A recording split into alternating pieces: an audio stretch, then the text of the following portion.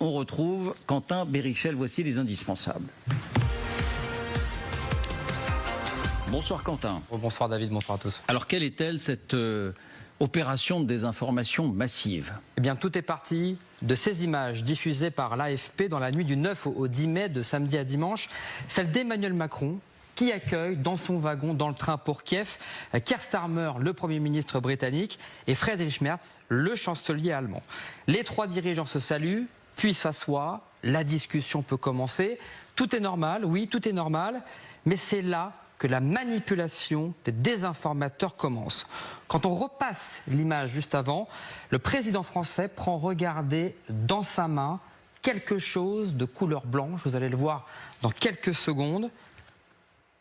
À ce moment-là, voilà, l'objet est pris, mais quelques heures plus tard, samedi matin, plusieurs comptes sur les réseaux sociaux relaient ce moment précis avec cette séquence en diffusant la fausse information.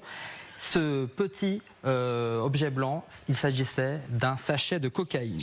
Évidemment, tout cela est faux.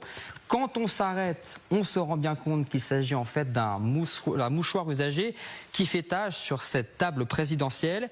Mais c'est là que c'est saisissant, David.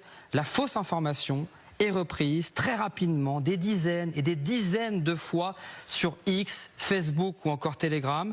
Certaines vidéos sont ainsi vues des millions de fois. Regardez par exemple celle-ci. Macron voit un sac de cocaïne et le fait soudainement disparaître. 1 million de vues.